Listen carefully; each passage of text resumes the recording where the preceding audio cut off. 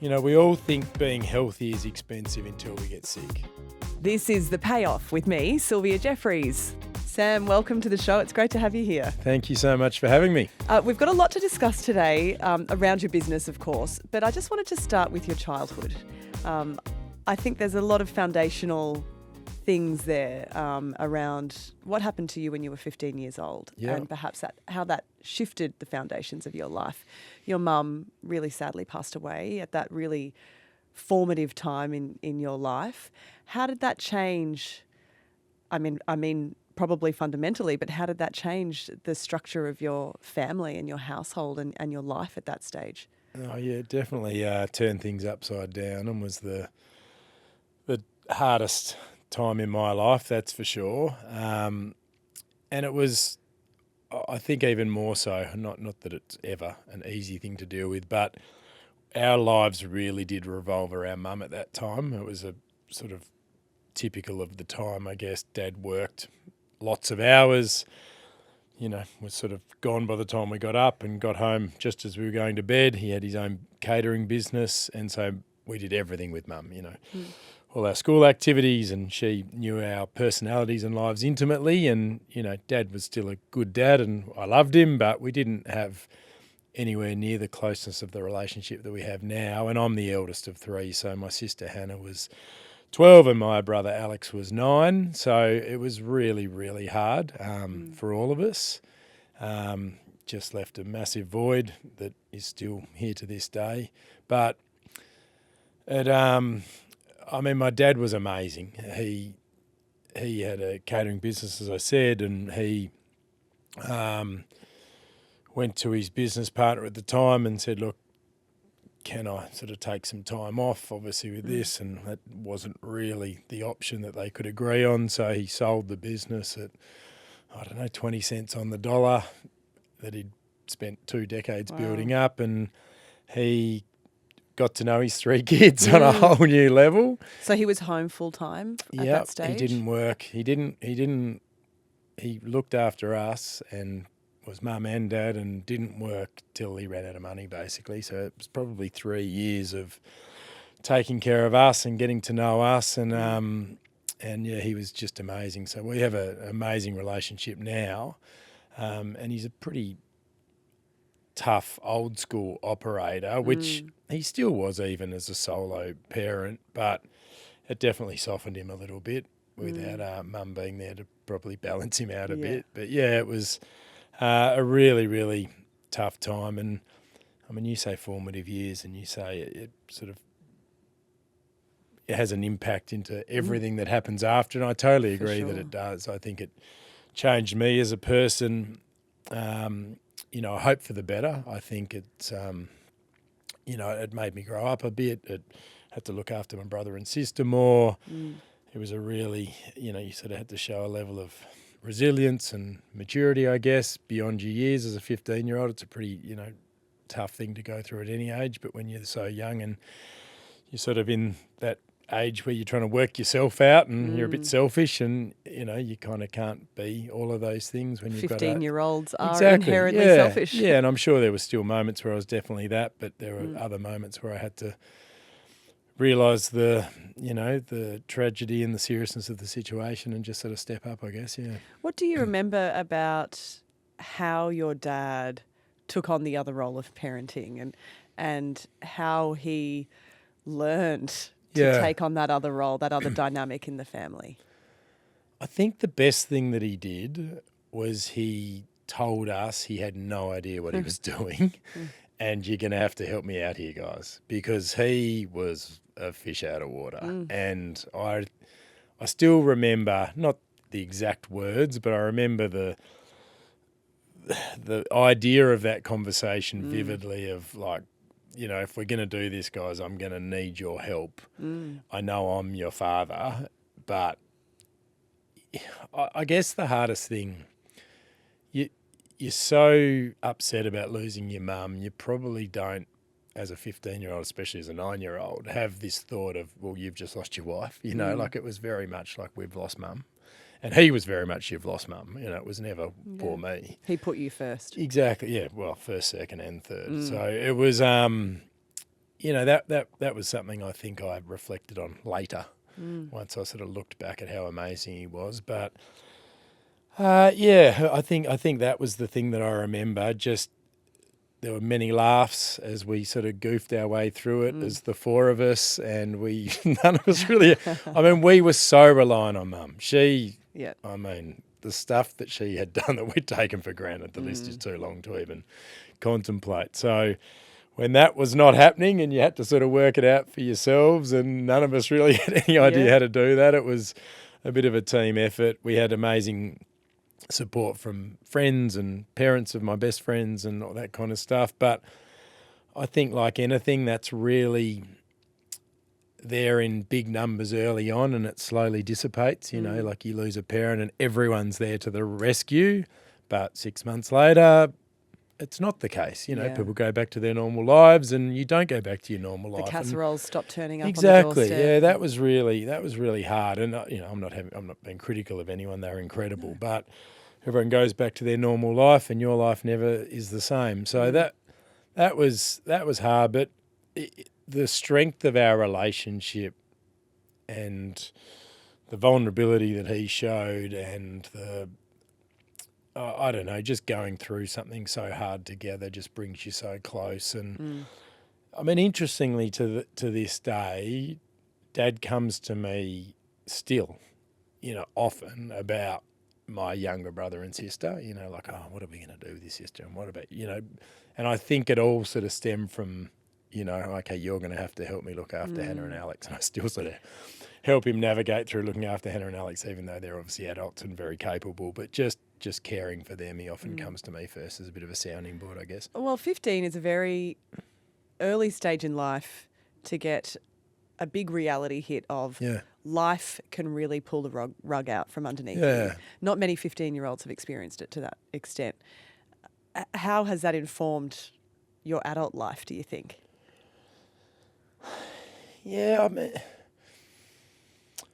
I don't think I'm the kind of person that takes things for granted anyway, but, I mean, you definitely don't when something like that happens. I don't think it changed me much in my sort of more selfish 20s and early 30s. I definitely think it shaped me as a parent. And I have conversations with my girls about, not too deep and serious, but, once they're at the age where they can kind of understand that, look what your mum does for you, and, I didn't have my mum, and like, that kind of stuff. And I think just not taking things that SNES does for us as a family for granted, and not I guess the big thing from a parenting perspective is I've had chats with Dad about how much such a tragedy meant he had to change due to no other choice. But he actually wishes he'd built that relationship with the three of us younger and not been so old school and work oriented. And I'm very conscious of not making those same mistakes or having those same regrets. So I'm really, as much as I love what I do and I feel so lucky to love what I do, I really try and spend as much quality time with the girls and not get too caught up in it all before it's too late. That's for sure. That's the constant parenting battle, isn't it? Yeah, it is. But I think having such a serious, powerful, close to home reminder of that, we all can tell ourselves that, but I really tell myself really that. front of mind for you. Yeah, it is. So speaking of what you do, what triggered your career in health and fitness? Probably lack of other options. I think it was, I mean, everyone's an expert in retrospect. It was what I was meant to do, all that kind of stuff. But I just love sport. I got into the gym as a super skinny, not so confident teenager who was the same height as I am now and about 30 kilos lighter of bones and elbows, and wanted to build my self-esteem a little bit, and fell in love with, how you can change your body and how that can help you build confidence. And I always loved working with people and was infatuated with sort of sport and that kind of stuff. And I just think also through not being a great academic and genuinely having not too many other options, it just sort of found me. You know, maybe an exercise science or a human movement background, and I ended up. The academic side of things was interesting, and I'm really glad that I did it. But it was more the hands-on side and the people stuff that I loved. You know, my dad's very sort of front-of-house restaurants, and the apple doesn't fall too far from the tree when it comes to sort of engaging with people and chatting with people. It's sort of that's what I think I do best. And once I was able to do that as a personal trainer on the gym floor, that was when I really had that, yeah, this is what I'm meant to do moment. That's for sure. There are two schools of thoughts, I think, on pursuing a career in something that you're passionate about. Some people say you have to follow your passion, then you'll never work a day in your life, right? And there are others who say, well, keep your passions as your hobbies and, you know, become an accountant and have a long, it's true. safe career. Where do you stand on that? I think it can work either way, to be honest. I don't think you have to be intimately passionate about the subject matter necessarily, but I think you have to, well, the people I talk to that genuinely hate going to work each day, it makes me feel sick in the stomach. And I mean, I'm a little bit, I don't want to say blasé because I don't think it is blasé and I genuinely believe it, but I have conversations with people all the time and I will say, just quit, you know, like let it go. Life's too short. You know, I'm a big believer. And I realise how lucky I am and how much I'm in the minority. But I love going to work. And I don't love going to work because I love abs and biceps and weight loss. I love going to work because it's so rewarding seeing other people change and you know, take control of their life, and the spin-off in so many other areas that it has when you get on top of your health, and this beautiful spin-off it has in every other facet of your life, relationships and business success. I really do think it can be the catalyst to success in so many other areas. But I also love business. I love working with a team. I love collaboration. I love creativity. I love building something. I'm a bit of a builder. I'm a bit of a tinkerer. I've got a very entrepreneurial, curious mind that I can't really switch off, and it allows me to, I think, channel that. Rather, I'd go a bit crazy, I think, if I couldn't channel it into something. So I love all of that. I drive Snez mad. I'm like, oh, what about that? You know, like even when we're travelling overseas, I'm like, oh, what an amazing business. And she's like, how are you thinking about it? Well, it's an amazing business. But switch off. Yeah, exactly. But that's just sort of what makes me tick, I guess. But yeah, I think it can work either way. But I do think you have to enjoy what you do. I don't think it has to be something you're passionate about, but I think you have to enjoy the actual work or the people or some aspect of it, or, you know, it's going to be a big grind for a long time. For sure. So how old were you when you started 28 by Sam Wood? I was 36, so I was on The Bachelor nearly 10 years ago to the day. Oh, happy anniversary. Happy anniversary, that's right. And yeah, it was the year after The Bachelor. So I'd always been in gyms. I'd had kids fitness businesses. I had a kids gym, for want of a better expression, which was a bit of a novel concept back in 2006. I started it, but it was after school programs and holiday programs and birthday parties. And the one challenge that I always had was expanding it, you know, franchising or licensing it to gyms. We tried different models. And it was really that you couldn't clone yourself, and it was so people dependent. That person had to be so passionate and care about the kids and all that kind of stuff, and it was hard to find those people for the amount they could be paid. It was a real sort of challenge. But 28 has allowed me, you know, for want of a better term, to clone myself by the fact that technology is so good these days that with apps and websites, you can be, you know, the personal trainer in their pocket to, you know, we've had 1 million people do the program in we're at our 10th birthday in Feb, so and we've had over 1 million Australians do the program, so it's pretty crazy. It's incredible. Yeah. You must be really proud of that. Really proud. Yeah, I am. Were there some big risks? Did it feel like a big risk at the time when you were launching it? Yeah, it did. It did.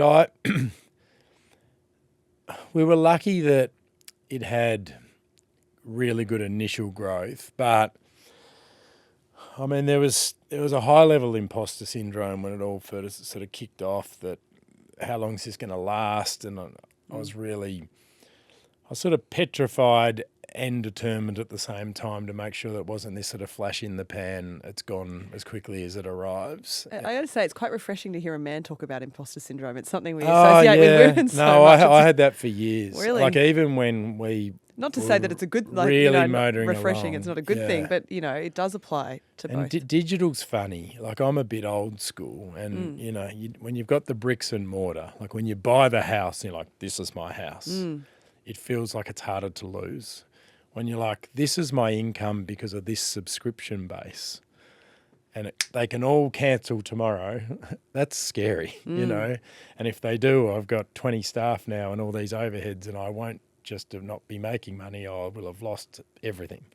So that was scary for a long time. But what it made me do is just, okay, we've got to just keep doubling down and make sure we reinvest as much money as we can back in this program, back in this app, more trainers, more recipes, to make sure that it stands the test of time and it gets better and better and better. And I think the fear that drove those decisions retrospectively turned out to be really good ones, because we built an incredible community, and we built a really, really high quality product in a space that's become more and more popular, and it means that we can sort of stand above most. Yeah. Community is a really interesting word, and this is something we've spoken to a few of our guests about in the business world, and that really interpersonal relationship with your customers and your clients. Yeah. What's been the key to building that in your business? It's a really hard one, because I think if you try to build it, it doesn't work. Yeah. Like if you fabricate it, it feels fake, and it's not the same, and it has to come from within. It has to be sort of self-perpetuating by the customer, by the person. I mean, we never call them customers. They're our 28 family. They're our 28ers. But I think the best thing that we did was, when I started 28, I never envisaged it would be so many females. We were black and red, and we thought it would just be convenient to people that trained at home. Were you trying to target men No, specifically? we just wanted to target people that didn't really like gyms. They sort of scared them, or there was sort of a convenience barrier, and liked the convenience of getting the workouts and the food and the motivation all remotely from home. And after 6 months, it was 90% female. And Wow. rather than fight that, we embraced it. And we added pregnancy and Pilates and yoga and more recipes, and got menopause programs. And because of that, and then asking our 28 community, what else do you want? And they drove key product roadmaps and decision making that we made to sort of see what was next. And it made our job easier, and two, it meant they were getting what they wanted and they felt heard. And I think, so that was the big part of it. The second part was being real and raw and vulnerable and consistent with them. The first video that I do little videos, but they were a bit more Sam the motivator and Sam the personal trainer. And then I remember driving home, program was probably 3 months old, and I pulled into the supermarket to get some dog food for my dog. Snez was still living in Perth. She hadn't moved to Melbourne yet. I was still living in this crappy little flat. And Bachelor pad. Yeah, bachelor pad, literally.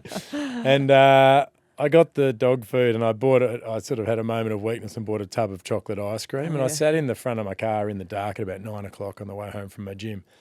And I did a video to the 28ers saying, look, I've just bought this, and I just wanted to share with you, because it's progress, not perfection, and we're all human, and I'll go home and I'll have a big bowl of this, and it doesn't matter.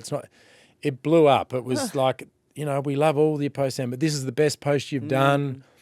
And I was like, they want me to be real with them and vulnerable. And that really was the best learning. And so I've always done that. I share what's going on with our family's life, and the ups and the downs and the good and the bad. And I think they love that. And I still do videos nearly daily into this community. There's now 100,000 people in this Facebook community. There was probably 200 when I did the ice cream video. So it's been we still listen. Like none of those things have changed. It gets harder as you get bigger, because sometimes the customer says, oh, it was so much better, and there was just 200 of us. And I totally get what they're saying, but We now segregate it into specific sort of interests and groups so that you're talking with more like-minded people that are of a similar age or like particular types of workouts or whatever it might be. But it's, just listening to the customer and letting that community build organically and being real have been the most important things for sure. You do have to have a pretty thick skin though, being in business, right? Especially, you do. A business owner lives on and dies by its Google reviews and whatnot. How do you handle that? How do you respond to criticism? How do you wear it personally? I mean, The Bachelor was the steepest learning curve. Well, for yeah, that that's ever. true. Yeah. So as stressful in the moment as that was, it was a real, you sort of got 10 years of learning in 6 months. So I think that's helped me. But I'm pretty good. Snez takes things a lot more to heart. I sort of go by the motto, if you don't know them personally, don't take it personally. I think there's a lot of keyboard warriors out there that have their 2 bobs worth. And if you take everything they say to heart, it's not going to be a very enjoyable existence. So I don't. If someone that I know and care about says something to me, has some criticism, I'll absolutely take that on board and listen, and it's probably coming from a good place. But, Snez will fall into the trap of going down the rabbit hole and reading the comments sometimes and getting upset or angry or, particularly when it's stuff that's just so far off the mark and, it's obviously just someone that's had a bad day or whatever it is. But, I'm pretty good at just letting it be water off a duck's back. I use the family test. If my family would be disappointed in this, that's good. That's a good test. I think that's the bar, right? Yeah, it is. Yeah, and we need to remind ourselves of that sometimes because I think sometimes you can get a bit oblivious of it all, and you do need to come in a bit. But I like that. Health is wealth. What does that mean to you, Sam? Well, it's a bit cliche, but it's so true. I think. The thing that I first think of is nutrition because it's typically a bit more expensive to eat well than it is to eat junk. But I do think you feel so much better, and I do think, we all think being healthy is expensive until we get sick. And then the cost, both literally or metaphorically, of getting sick is always so much greater. So I think and there's no guarantees. I mean, the person that works out 6 times a week can still tragically get sick and die. And the person who drinks alcohol and smokes a pack a day might live to 100. There's always going to be outliers, but you're putting the odds in your favour if you do take care of yourself. And I mean, my whole business has been about investing in myself. And so I sort of take that one step further and go, well, I need to be the best version of myself, and that I know I'm the best version of myself when I eat better, when I exercise regularly. I do think we overthink it, and I do think we overwhelm ourselves by thinking we have to do everything or it has to be so intense or it has to be perfect.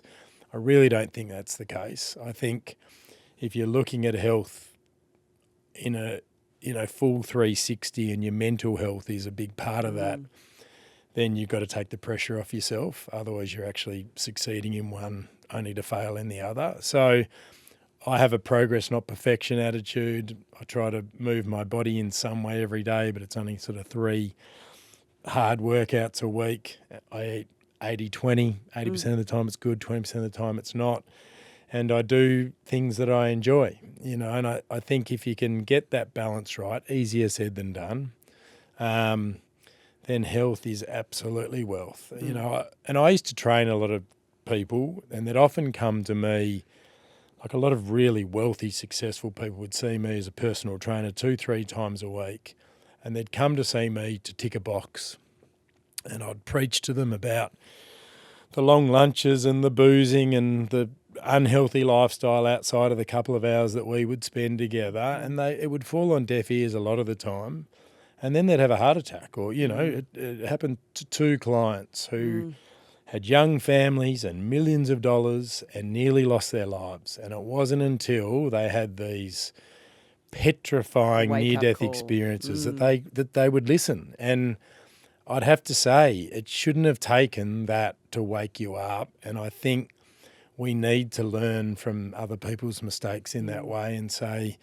you can't wait till it's too late. You can't wait till that happens. There's so many things that we can do on a consistent basis that are going to hold us in good stead, both mentally and physically. You know, I know I'm a much better person if I exercise in the morning. My mood's better, my energy's better, my productivity's better. I've got more patience with my kids. I'm a better husband, all of it.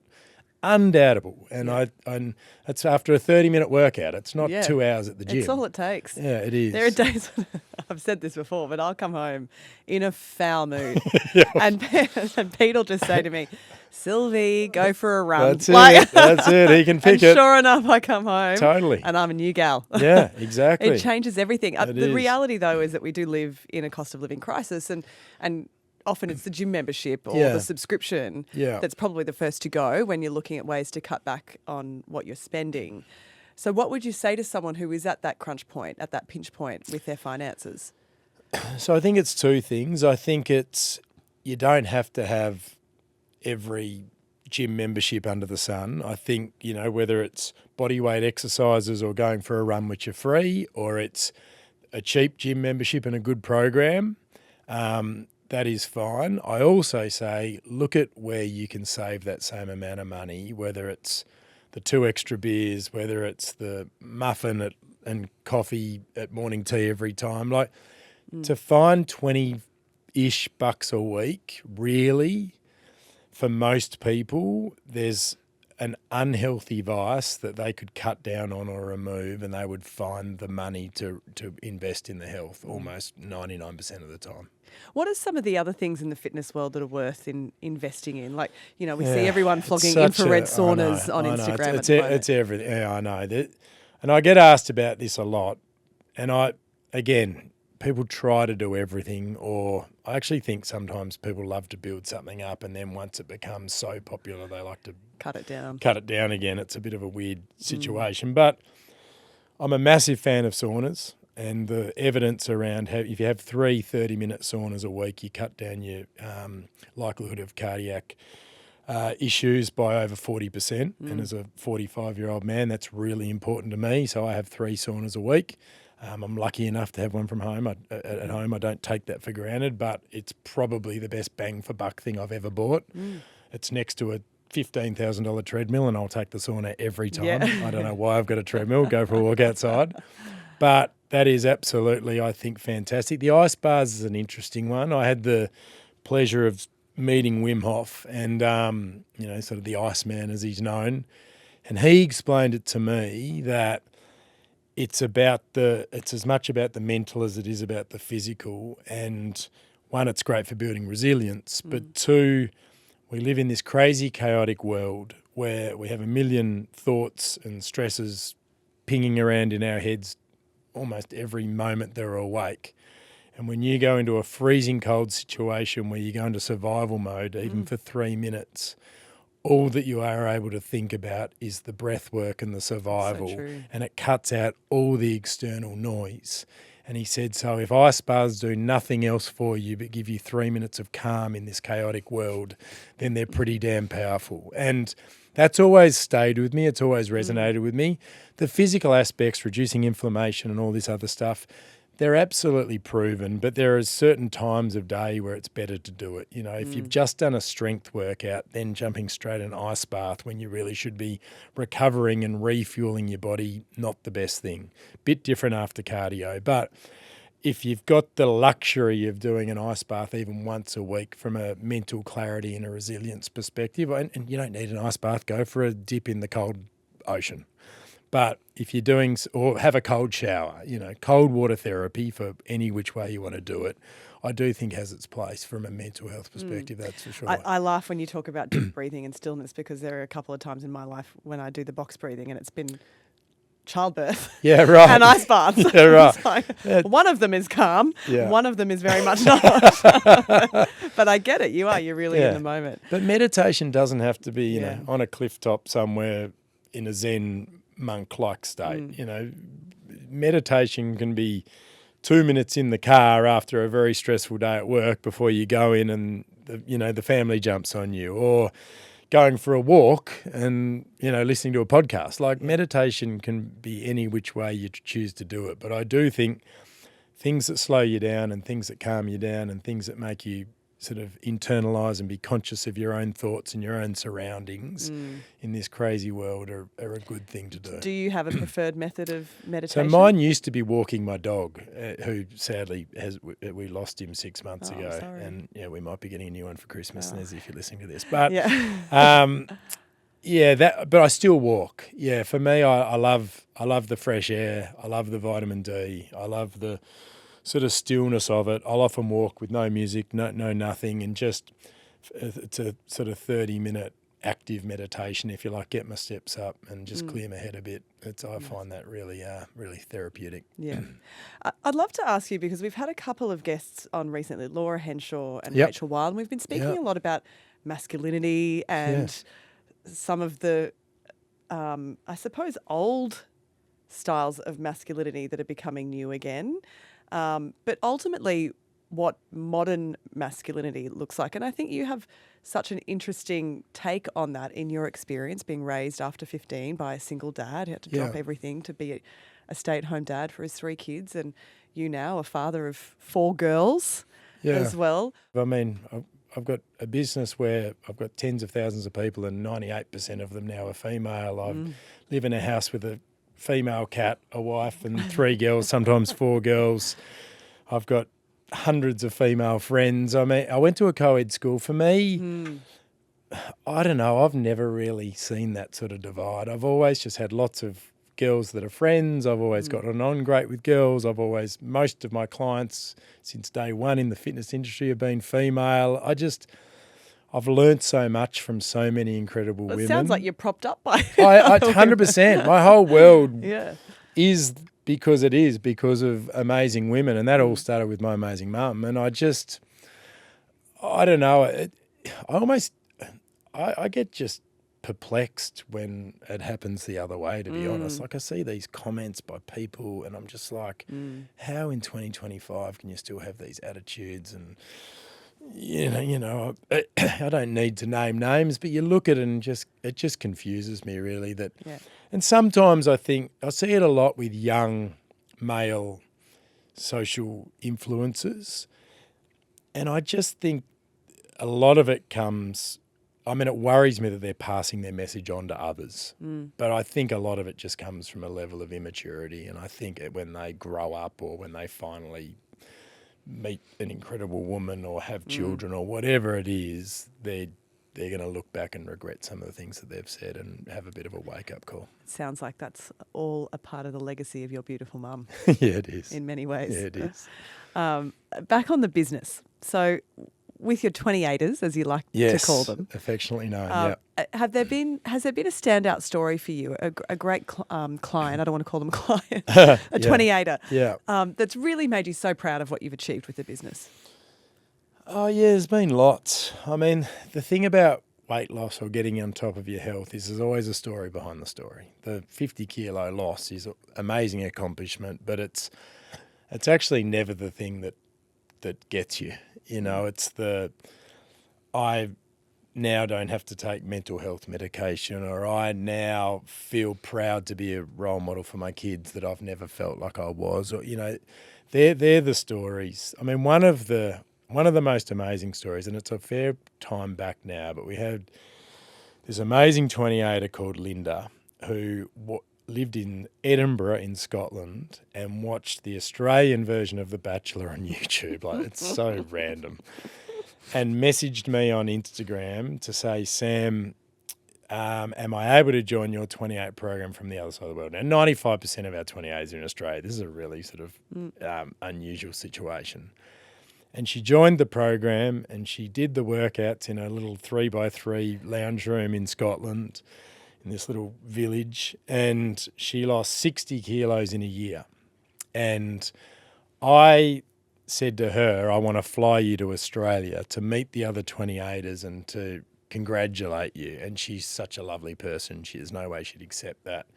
So Snez and I jumped on a plane, flew to Scotland, didn't tell her we were coming, and knocked on her door at 9 o'clock on a Sunday morning in Edinburgh, and took her out for the day and took her out for lunch and got to meet her sister that we'd heard so much about, and just hearing the sort of story behind the story and just getting to know these people. Like, I genuinely feel connected and friends to so many of these people that have, had these amazing journeys. I love the journeys where it's a couple that support each other and they both get their health, get back on track with their health.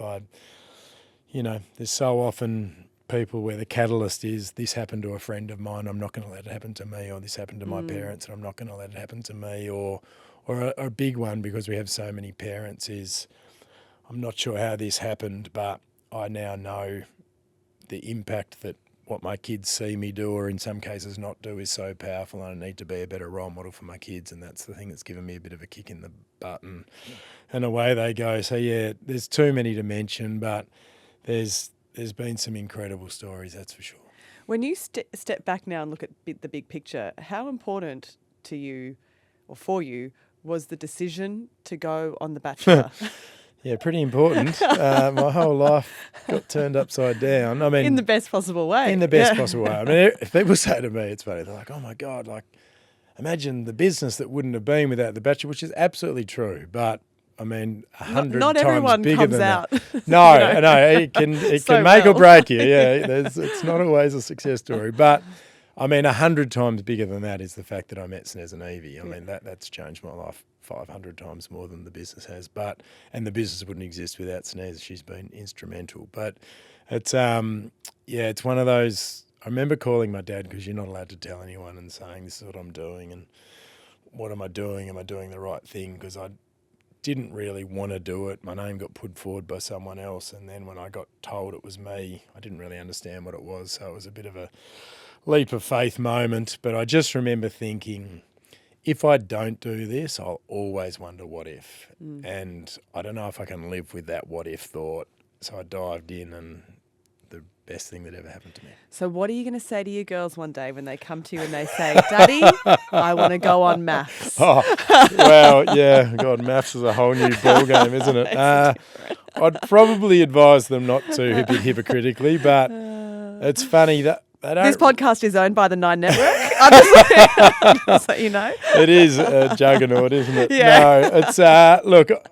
Let's see where maths evolves to in the next 20 years. But it's an interesting one, isn't it? The whole social media thing. Even with Evie, people say to me, "What do you say about Evie with social media?" And I go, "Oh, I think she's old enough now to have worked it out." But it'll be a bit hypocritical to not do it when it's had to become such a big part of our lives. Yeah. But it's an interesting one. We haven't even really had the conversation about how Mum and Dad met yet. I'm sure that's not too far away with Willow, who's 7, but we'll see what happens when we get there. So great to chat, Sam. Thanks so much for for coming in having me, today. Sylvia. I really appreciate it. Anytime. Cheers.